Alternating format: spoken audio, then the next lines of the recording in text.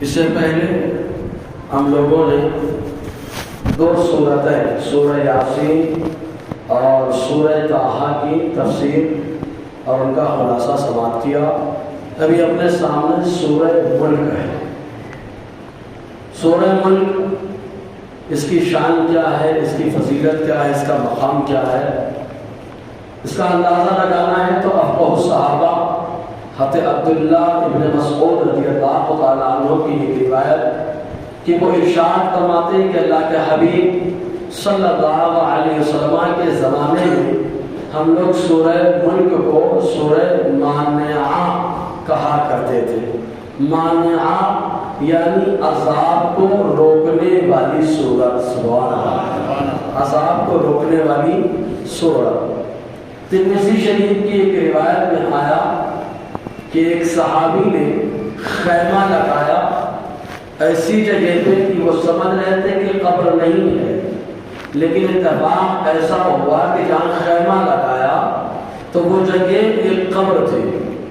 چنانچہ وہ صحابی کہتے ہیں، ترمذی شریف کی حدیث ہے کہ اس میں جب رات گزاری تو کیا دیکھتے ہیں، اندر کوئی قبر کے موجود ہے جو سورہ ملک کی تلاوت کر رہا ہے، سورہ ملک کی تلاوت کر رہا ہے۔ چنانچہ حضور صلی اللہ علیہ وسلم کی بارگاہ میں آئے اور آنے کے بعد عرض کیا کہ اللہ کے حبیب صلی اللہ علیہ وسلم، میں نے اپنا خیمہ لگایا اور مجھے یہ اندازہ نہیں تھا کہ یہ قبر ہے، لیکن جب خیمہ لگا لیا ٹھہرا تو اندر سے آواز آ رہی تھی، غور سے سنا تو کوئی قبر کے اندر ہے جو سورہ ملک کی تلاوت فرما رہا ہے۔ پوری تلاوت میں نے سن لی۔ حضور نے جب ان کی ان باتوں کو سنا تو مسکرائے اور ارشاد فرمایا یہ مانعہ بھی ہے، منجیہ بھی ہے۔ مانعہ یعنی روکنے والی ہے، منجیہ یعنی نجات دلانے والی ہے، یعنی یہ وہ صورت ہے کہ جو بندہ اس کی تلاوت کرتا ہے اللہ تعالیٰ اس کو عذاب قبر سے نجات عطا فرما دیتا ہے۔ اسی طریقے سے اور کئی روایتیں ملتی ہیں۔ ایک روایت میں آیا عبداللہ ابن عباس جو رئیس المفسرین ہیں، جن کو اللہ تعالیٰ نے قرآن کا غضب کا علم عطا فرمایا، اور یہ دعائے مصطفیٰ کی برکت ہے، آقا علیہ السلام کی دعا کی برکت ہے۔ دو روایتیں ملتی ہیں۔ ایک روایت یہ کہ ایک بار عبداللہ ابن عباس نے جو حضور کے چچا کے لڑکے آقا علیہ السلام وضو کرنا چاہتے تھے، انہوں نے وضو کا پانی پیش کر دیا۔ آقا علیہ السلام نے وضو کیا اور وضو کرنے کے بعد ہاتھ اٹھاتے کہتے ہیں اللہ میرے عبداللہ کو کتاب یعنی قرآن کی سمجھ عطا فرما۔ ایک روایت دوسری روایت میں یہ آیا جس روایت کو امام بیہقی نے شعب الایمان کتابوں تعظیم نبی صلی اللہ علیہ وسلم کے اندر لکھا۔ وہ فرماتے ہیں کہ حضور کے چچا صاحب بھائی حضرت عبداللہ ابن عباس انہوں نے ارادہ کیا کہ کیوں نہ آج رات اپنی خالہ یعنی حضرت میمونہ کے گھر گزاری جائے۔ چنانچہ اسی نیت سے وہ حضرت میمونہ کے گھر تشریف لے گئے۔ نصیبہ بیدار جب وہ پہنچے تو معلوم یہ ہوا کہ آقا علیہ السلام آج کی رات حضرت میمونہ کے یہاں گزارنے والے ہیں۔ وہ اپنی خالہ کے یہاں گئے تھے، حضور سے ملاقات ہو۔ جب ملاقات ہوئی رات میں آرام کرنے کے لیے لیٹے، ایک حصہ گزرا رات کا، اللہ کے حبیب صلی اللہ علیہ وسلم بیدار ہوئے۔ آقا علیہ السلام نے وضو کیا اور آ کر کے نماز پڑھنے لگے تو حضرت عبداللہ ابن عباس یہ بھی اٹھے اور گئے وضو کیا اور حضور کے پیچھے کھڑے ہو کر نماز پڑھنے لگے۔ حضور بھی نماز پڑھ رہے ہیں، حضرت عبداللہ ابن عباس بھی پڑھ رہے۔ اب نماز میں ہمارے پیچھے کون پڑھ رہا ہے، کیا پڑھ رہا ہے، ہمیں کیا معلوم؟ کیوں؟ کہا اس لیے کہ ہم لوگ عام لوگ ہیں، ہمیں کیا معلوم، لیکن نبی کو معلوم ہے۔ آقا علیہ السلام نے اپنا دائرہ ہاتھ بڑھایا، عبداللہ ابن عباس کو اپنی برابری میں لا کے کھڑا کر دیا۔ جیسے ہی کھڑا کہتے وہ نماز ہو رہی ہے، حضور بھی نماز پڑھ رہا ہے، عبداللہ ابن عباس بھی نماز پڑھ رہا ہے، نماز ہو رہی ہے، برابر کہا کیا، پیچھے چلے گئے۔ حضرت عبداللہ ابن عباس بھی پیچھے چلے گئے، پھر ہاتھ بڑھایا، پھر بھی برابر بلا کھڑا کر دیا، پھر پیچھے چلے گئے۔ 3 بار حضور صلی اللہ علیہ وسلم نے اپنے برابر کھڑا کیا، تینوں بار نماز کے اندر وہ پیچھے چلے گئے۔ نماز مکمل کیا آقا علیہ السلام نے، ارشاد فرمائے عبداللہ کیا بات ہے، جب میں تم کو اپنے بازو میں کھڑا کر رہا تھا تو تم پیچھے چلے جا رہے تھے؟ تو انہوں نے عرض کیا اللہ کے نبی صلی اللہ علیہ وسلم لا ينبغي لأحد أن يصلي حذاءك وأنت رسول اللہ، اللہ کے حبیب صلی اللہ علیہ وسلم کسی کو یہ زیب نہیں دیتا کہ وہ آپ کے برابر کھڑے ہو کر نماز پڑھے، کیونکہ اللہ تعالیٰ نے آپ کو اپنا پیغمبر بنایا ہے۔ نماز کے اندر تعظیم ہوئی نا، 3 بار تعظیم کیا، اگر ایک بار ہوتی تو کہتے کہ اتفاق سے ہوا، اور 2 بار کر کے عبداللہ بن عباس نے فرمایا اتفاق سے تعظیم نہیں ہوئی، اللہ تعالیٰ نے ارادے سے نماز کے اندر مصطفیٰ کی تعظیم کروائی ہے۔ اور اس تعظیم میں مصطفیٰ کی برکت یہ ہے کہ اللہ کے حبیب نے ہاتھ اٹھایا، دعا کرتی اللہم فقہہ بالکتاب، اے اللہ میرے عبداللہ کو کتاب کی سمجھ عطا فرما دے۔ تو عبداللہ ابن عباس وہ ارشاد فرماتے ایک شخص آپ کے سامنے موجود تھا، علامہ آلوسی نے لکھا ہے تفسیر روح المعانی کے اندر کہ ایک شخص آپ کے سامنے موجود تھا، اس سے آپ نے فرمایا کیا میں تم کو ایسی بات نہ بتا دوں کہ تم سنو اور خوش ہو جاؤ، سنو اور خوش ہو جاؤ۔ اچھا مومن کو خوش کرنا یہ بھی صدقہ ہے، مومن کو خوش کرنا یہ بھی کیا ہے؟ جب ایک مومن بھائی کو خوش کرنا صدقہ ہے تو اپنے سگے بھائی کو خوش کرنا، ایک مومن بھائی کو خوش کرنا صدقہ ہے تو اپنے ماں باپ کو خوش کرنا، غور کرنے والی بات۔ تو انہوں نے کہا کیوں نہ میں آپ کو ایسی بات بتا دوں کہ آپ خوش ہو جائیں؟ انہوں نے کہا بھلا کیوں نہیں، بتا دیجیے۔ عبداللہ بن عباس نے فرمایا اقرأ تبارک الذی بیدہ الملک، یعنی تم سورہ ملک پڑھو۔ فائدہ کیا ہوگا؟ کہا سورہ ملک پڑھو، جب محشر میں آؤ گے تو رحمان اپنی ملاقات سے تمہیں مالا مال کرے گا، رحمان اپنی ملاقات سے مالا مال فرمائے گا، رحمان عذاب قبر سے نجات عطا فرمائے گا، رحمان تمہارے سارے گناہوں کو معاف فرمائے گا۔ یہ ہے سورہ ملک۔ اس کے بارے میں آیا سورہ ملک کے بارے میں روز صلی اللہ علیہ وسلم روزانہ چاہے سفر میں ہو چاہے قیام میں ہو رات میں ایک مرتبہ سورہ ملک کی تلاوت کیا ہی کرتے تھے، کمپلسری۔ ایسا کبھی اتفاق نہ ہوا کہ آقا علیہ السلام نے سورہ ملک کی تلاوت نہ کی ہو، روز رات میں آقا علیہ السلام سورہ ملک کی تلاوت کرواتے تھے، چاہے سفر میں ہو چاہے حضر میں ہو چاہے قیام میں ہو چاہے جنگ میں ہو، جہاں بھی ہے آقا علیہ السلام سورہ ملک کی تلاوت کر رہے ہیں۔ خود ایک حدیث پاک میں آیا، حضرت ابو ہریرہ رضی اللہ تعالی عنہ ارشاد فرماتے ہیں کہ اللہ کے حبیب صلی اللہ علیہ وسلم نے ارشاد فرمایا قرآن کے اندر ایک ایسی سورت ہے جس میں 30 آیتیں ہیں، اس سورت کو پڑھا کرو کیونکہ وہ سورت اپنے پڑھنے والے کی روز محشر رب کی بارگاہ میں شفاعت کرے گی۔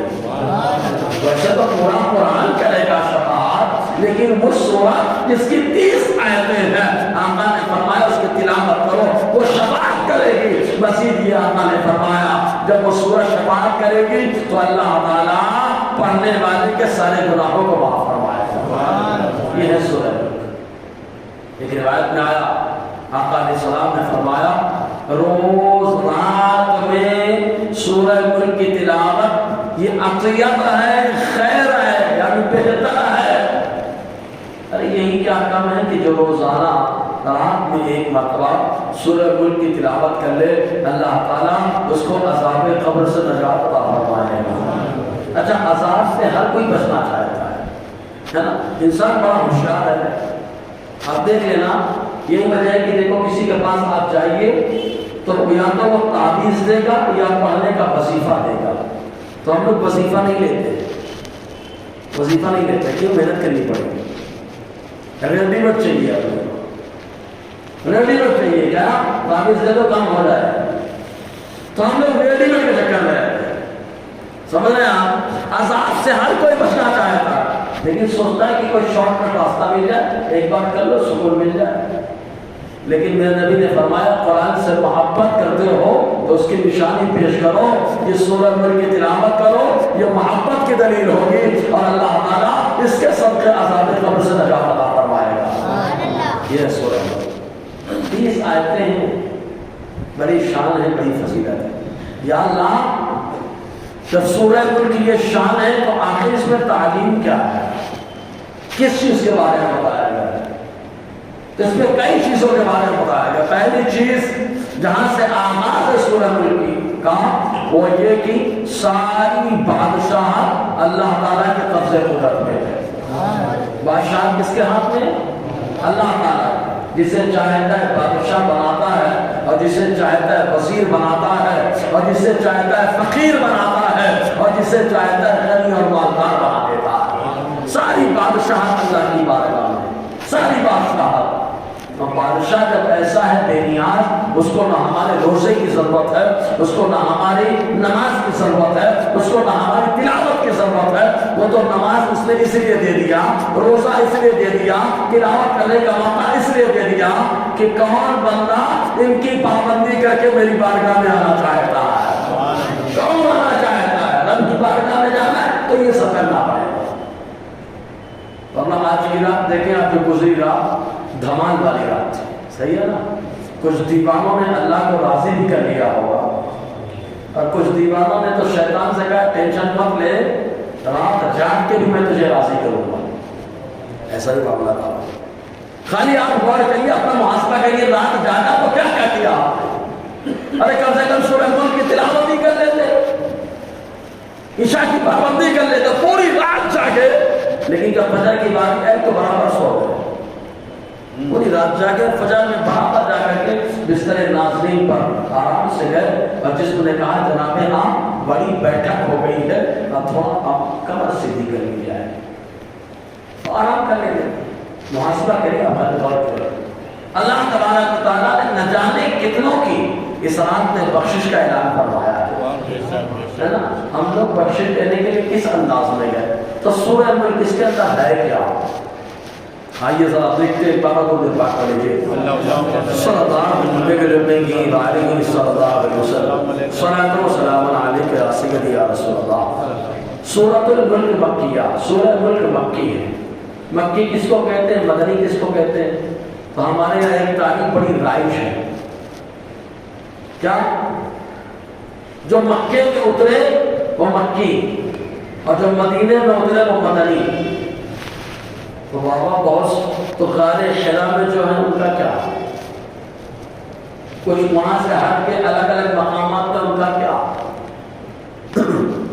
نہ مکے میں ہے نہ مدینے میں، ان کا کیا؟ تو مکی اور مدنی کیا؟ تو بڑی اچھی ایک تعریف دی جاتی ہے۔ وہ تعریف کیا معلوم ہے؟ جیسے حضور کی زندگی کے دو پہلو ہیں، ایک ہجرت سے پہلے، ایک ہجرت کے بعد۔ ہجرت سے پہلے والی زندگی کو مکی زندگی کہا جاتا ہے، ہجرت کے بعد کی زندگی کو مدنی زندگی کہا جاتا ہے۔ ایسے ہی جن آیات، جن سورات کا نزول ہجرت سے پہلے ہوا ان کو مکی کہا جاتا ہے، اور جو ہجرت کے بعد نازل ہوئے ان کو مدنی کہا جاتا ہے۔ اور ہجرت سے پہلے تو کیا ہے وہ، اور ہجرت کے بعد نازل ہوئے تو کیا ہے وہ، مدنی ہے۔ تو سورہ ملک مکی ہے، مطلب ہجرت سے پہلے نازل ہوئی۔ سبحان اللہ۔ اور اس زمانے میں، جس زمانے میں یہ ہجرت سے پہلے مصیبت کا دور ہے، صحابہ کرام کو پریشان کیا جا رہا، کبھی بلال کو مارا جا رہا ہے، کبھی حضرت یاسر کو مارا جا رہا ہے، کبھی حضرت سمیہ کو سولی پہ چڑھایا جا رہا، کبھی ابو بکر کو پکڑ کے زخمی کیا جا رہا، کبھی عثمان غنی کو مارا جا رہا۔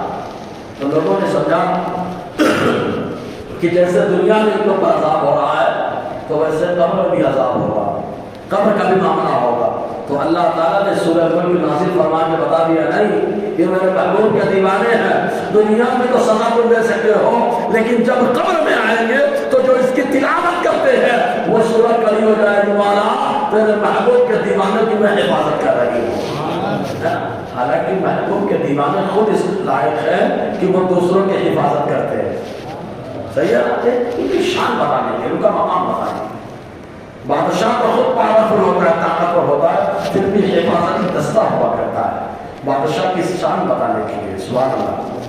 تو سورہ مکی ہے، جتنے مدینہ سے پہلے نازل ہوئی. ایک تعریف، دوسری تعریف یہ کی جاتی ہے کہ آڈینس دیکھے جائیں گے، سامنے خطاب کن لوگوں سے ہو رہا ہے، کن لوگوں سے گفتگو کی جا رہی ہے. اگر جن سے گفتگو کی جا رہی وہ مکے والے ہیں تو مکی ہے، اور جن سے گفتگو کی جا رہی وہ مدینے والے تو مدنی ہے. آڈینس کے اعتبار سے مکی اور مدنی کا معاملہ ہے. تو یہ دو تعریف ایک راجح قرار دی گئی. تو سورہ ملک مکی ہے. بسم اللہ الرحمن الرحیم. بسم اللہ کی برکتیں تو ہم سنتے ہیں کہ سب سے بڑی بات یہ ہے کہ بسم اللہ پڑھنے کا سب سے بڑا فائدہ کہ ہر اچھے کام میں بسم اللہ پڑھو تو اللہ تعالیٰ اس کام کو بابرکت بنا دیتا ہے. حدیث میں آیا، ورنہ وہ کام بے برکتی ہوتا ہے. اس میں بسم اللہ، بسم اللہ پڑھنے کی سب سے بڑی بات یہ ہے کہ گھر میں اگر کوئی بسم اللہ پڑھ کے داخل ہو جائے تو اللہ تعالیٰ اس گھر کی بندش فرما دیتا ہے. اور سیلو بولے گا ہمارے حضرت بندش. ارے ہمارے نبی نے ہم کو بندش کا فارمولا 1450 سال پہلے ہی عطا فرما دیا ہے. بندش کا کیا فارمولا تھا؟ دیکھو مسلم شریف کی حدیث ہے پاک، ابو ہریرہ رضی اللہ تعالیٰ عنہ سے راوی ہے. آقا فرماتے جو اپنے گھر میں بسم اللہ پڑھ کر کے داخل ہوتا ہے تو اس کے گھر میں شیطان کبھی نہیں آتا ہے، کبھی نہیں آتا ہے. معلوم کیا ہوا کہ جس کے گھر میں شیطان ہے بولے اللہ میرے گھر میں بھوت ہے، میرے گھر میں چڑیل نظر آتی ہے، میرے گھر میں شیطان نظر آتا ہے، تو میں خالی اتنا کہوں گا کہ یہ بندہ دو کام بالکل نہیں کرتا ہے. پہلا کام یہ کہ سورہ بقرہ کی تلاوت نہیں کرتا، کیونکہ جہاں سورہ بقرہ کی تلاوت ہو وہاں شیطان بھوت چڑیل نکل کر کے بھاگ جاتے ہیں. اور دوسری چیز ہے کہ بسم اللہ پڑھ کے گھر میں نہیں جاتا ہے. بسم اللہ پڑھ کر کے جائے تو بندش ہو جائے. سبحان اللہ.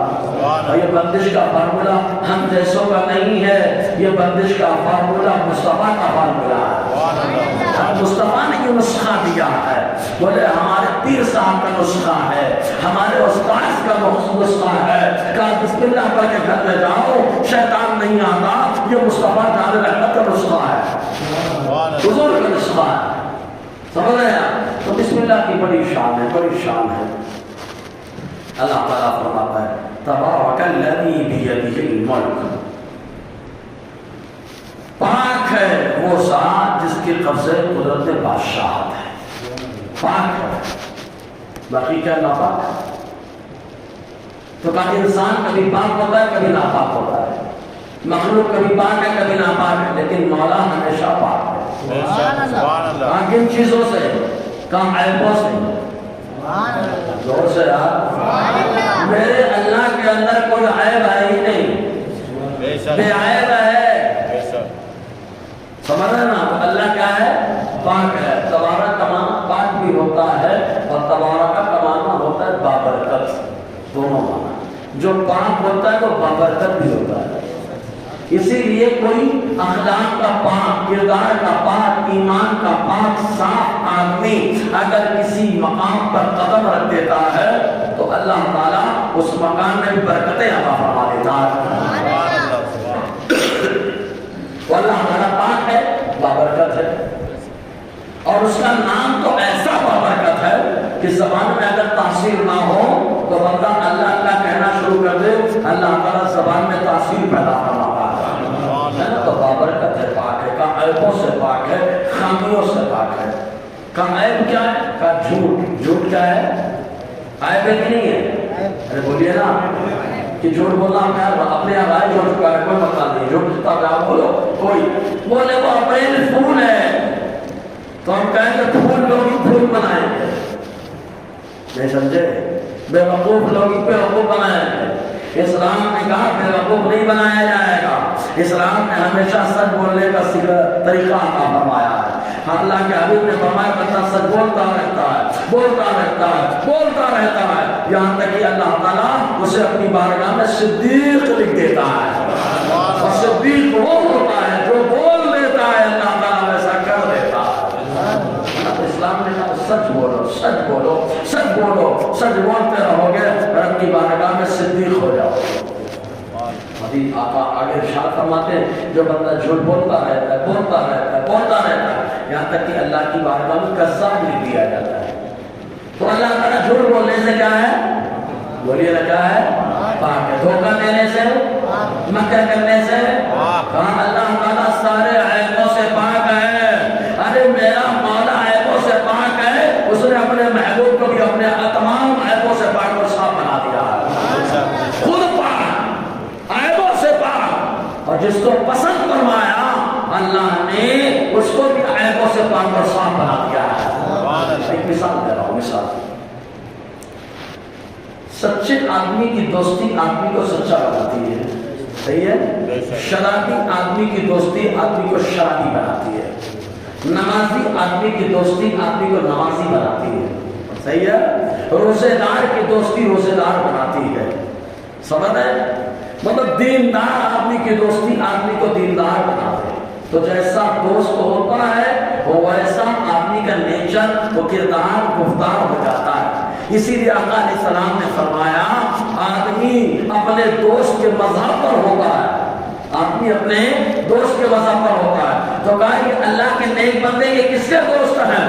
کہا یہ سب اللہ کے دوست ہیں. کہا بس اللہ کے جب دوست ہو گئے تو اللہ کے مذہب پر ہو گئے، اور جب اللہ کے مذہب پر ہو گئے تو اللہ تعالیٰ نے ان کو تمام علوم سے پاک اور صاف فرما دیا ہے. سماعت بھی ان کی ستھری ہے، آنکھ بھی ان کی کلیئر ہے، سماعت بھی بڑی مضبوط ہے، اور دیکھنا بھی بڑا پیارا ہے. اسی لیے اگر کوئی آئیڈا مسجد سے پکارے تو مدینے والا آقا مدینے میں سن لیتا ہے. اللہ نے عیب ختم فرما دیا. سمجھ رہے نا؟ تو پاک ہے پروردگار الذی بیدہ الملک، جس کے دست میں، دست قدرت میں بادشاہت ہے. یہ اللہ تو ہاتھ سے پاک ہے. پھر دست تو کہاں بازو سے مراد یہاں طاقت ہے، اور ہاتھ سے آدمی دیتا ہے لیتا ہے، دیتا ہے لیتا ہے. اچھا ایک بات بتائیے، لینے والا ہاتھ پسند کیا گیا ہے کہ دینے والا؟ لینے والا کہ دینے والا؟ دینے والا اوپر رہتا ہے، لینے والا. اور میرا اللہ اعلیٰ ہے. میرا اللہ کیا ہے؟ اعلیٰ ہے. تو اس کا دست قدرت ادنا نہیں ہو سکتا، اس کا دست قدرت بھی اعلیٰ ہے. اس لیے میرا پروردگار بات سخی بات چوپان ہے، جب دیتا ہے بندے کو تو بے حساب عطا فرماتا ہے. تو اس کے دست قدرت تو اعلیٰ دست قدرت کیا بادشاہت. تو کہا بابا پھر آپ تو بہت ہے بولتے وہ بادشاہ اورنگزیب بادشاہ، یہ وہ بادشاہ. کہیں کو بادشاہ کیسے کر دیا؟ بادشاہ تو اللہ کے ہاتھ میں. کہا اللہ تعالیٰ کے ہاتھ میں ہے، لیکن جیسے زمین کا مالک اللہ ہے اور جس پراگ کا مالک چاہتا ہے وہ ہمیں بنا دیتا ہے. جہاں جیسے گناہ گاروں کو بنا دیتا ہے تو ویسے ہی اللہ تعالیٰ کے ہاتھ میں بادشاہت ہے، وہ جسے چاہے اسے عطا فرماتا ہے. اسی لیے طارق بن زیاد نے کہا تھا کشتیاں چلانے کے بعد جب لوگوں نے کہا آپ کیسے واپس جائیں گے ساحل دریا سے، تو آپ نے فرمایا ہم یہاں پر فتح حاصل کرنے کے لیے آئے ہیں. تو لوگوں نے کہا یہ زمین ہماری نہیں ہے. آپ نے فرمایا زمین ہماری ہے کیونکہ یہ ہمارے اللہ کی زمین ہے اور ہم اپنے اللہ کی وحدانیت کے قائل ہیں، لہذا یہ زمین بھی ہماری زمین ہے. اللہ کی ہے، اس کے ہاتھ میں بادشاہ، وہ جسے چاہتا ہے اسے دیتا ہے. ہم مسلمان بولتا ہے حق تو یہ ہے کہ میں بادشاہ بن جاؤں. اگر خالی معاملہ کا جھگڑا چالو ہو جائے گا، فلاں صاحب کہے کہ نہیں وہ زیادہ وہ زیادہ سب زیادہ حقدار رہتے ہیں اور حقدار ایک دم خاموش پڑا رہتا ہے. صحیح ہے کہ نہیں؟ پھر بولے نہیں بادشاہ ہونے کے لیے کچھ شرائط چاہیے کہ نہیں چاہیے؟ ہم تو امام بننے کا بھی کہا، ہم تو اہل نہیں بن پائے، بادشاہ بننے کی سوچ رہے ہیں، نمازی تو بن نہیں پائے. ہمارا اللہ تعالیٰ کسی قوم کی حالت کو نہیں بدلتا جب تک وہ قوم خود اپنی حالت نہ بدل ڈالے. سوچے نا کتنے سیلفش مسلمان ہیں، معراج کی رات نہیں مناتے، معراج کی رات مناتے ہی نہیں. اور شب برات اور باپ کو اتنا مناتے، اتنی دھوم سے مناتے، گھوم ٹہل کے مناتے. پوچھو کیوں شب معراج کیوں نہیں مناتے؟ شب برات میں تو اللہ بخشش کا اعلان فرماتا ہے، آسمان اور دنیا کو تجلی فرماتا ہے، لیکن شب معراج یہ وہ رات ہے کہ اللہ تبارک و تعالیٰ نے نمازوں کا تحفہ اسی رات میں عطا فرمایا ہے، نمازوں کا تحفہ عطا فرمایا، مصطفیٰ کو اپنا جلوہ دکھایا اور تمام جنت اور تمام مقدس مقامات کو مصطفیٰ کے قدموں سے فیض عطا فرمایا۔ غیروں نے سازش کی، مسلمان کی سازش کا شکار ہوا ہے، یہ عقیدے بہت سارے اس سے وابستہ ہے۔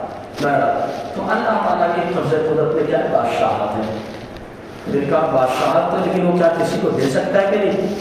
کچھ لوگ ہوتے ہیں نا عہدے میں رہتے ہیں لیکن کچھ نہیں کر سکتے، ربڑی سکہ گپا لگانے کا کام نام یوز ہوتا ہے بس۔ تو اللہ تعالیٰ کے ہاتھ میں بادشاہت ہے، پاور چلتا ہے کہ نہیں چلتا؟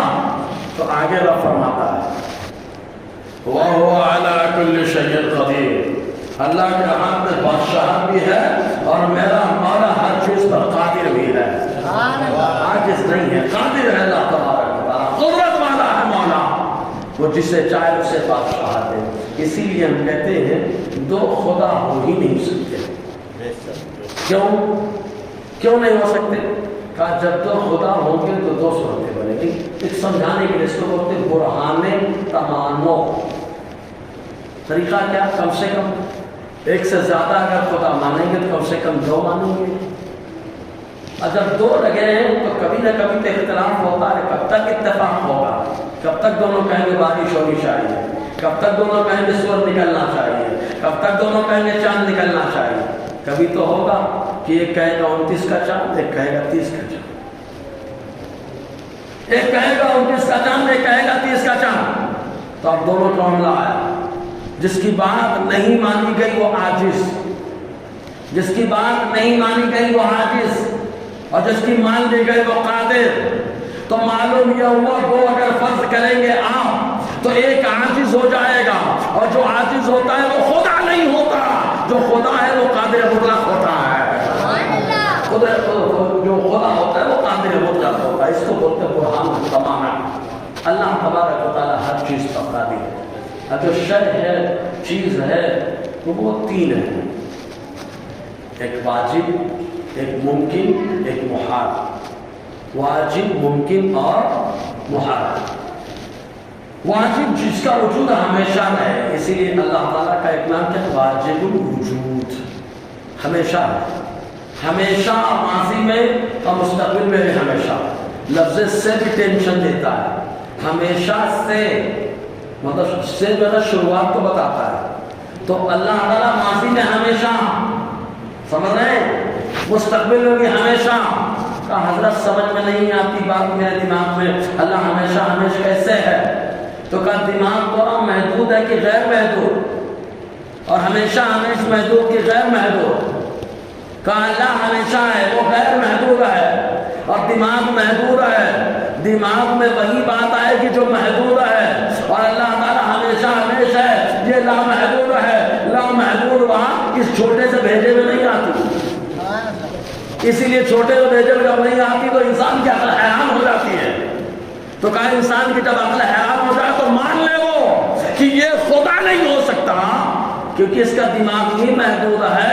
یہ بندہ ہوگا بندہ، جو اللہ تعالیٰ کی ایک صفت کے بارے میں کبھی ہم کو نہیں جان پا رہا، سمجھے نا؟ دماغ ہمارا محدود ہے، اللہ ہمیشہ سے ہے، ہمیشہ رہے گا، ازلی ہے، ابدی ہے، یہ لامحدود ہے۔ لامحدود بات محدود میں نہیں جاتی، سمجھ آیا کہ نہیں؟ ایک مثال دے دوں، پیالہ جتنا بڑا پیالہ ہے اتنی کا پانی آئے گا، کہ اس سے زیادہ آ جائے گا، اتنا ہی آئے گا نا۔ یہ اور بات ہے کہ پیالہ غیر نواز کا ہو جائے، نہیں سمجھے؟ یہ اور بات ہے کہ پیالہ غیر نواز کا ہو جائے تو آنا بھی فنا ہو کر کے آ جاتا ہے۔ آنا بھی کیا ہے؟ فنا ہو کر کے آ جاتا ہے، پیالہ غیر نواز کا ہو جائے۔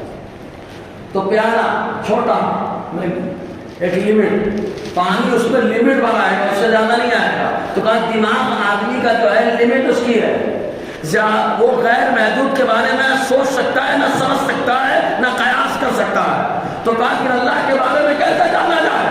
کہا اللہ کے بارے میں اتنا ہی جان سکتے جتنا اللہ تعالیٰ اپنے بندوں کو جنوانا چاہتا ہے، کیونکہ انسان کا دماغ یہ محدود ہے، اللہ غیر محدود ہے، سمجھے نا؟ واجب الوجود ہمیشہ سے ہے، ہمیشہ رہے گا. اور ایک جو ہے ممکن، ہم لوگ ممکن ہیں. ایک وقت تھا ہم نہیں تھے، ایک وقت ہے ہم ہیں، ایک وقت آئے گا ہم نہیں رہیں گے. سمجھے نا؟ دو عدم کے درمیان جس کا وجود ہو اس کو ممکن کہا جاتا ہے. اور ایک ہوتا ہے محال، جو کبھی ہو ہی نہیں سکتا، جیسے اللہ تعالیٰ کے جھوٹ بولنا، یہ محال ہے. اللہ تعالیٰ کا دھوکہ دینا یہ محال ہے. تو کہا اللہ تعالیٰ ہر چیز پر قادر ہے، یہاں کون سی چیز مراد ہے؟ واجب الوجود. تو کہا اللہ واجب کا قادر ہے، مطلب دوسرا خدا پیدا ہو جائے. کہا اللہ محال پر قادر ہے، مطلب کیا جھوٹ بولنے لگے؟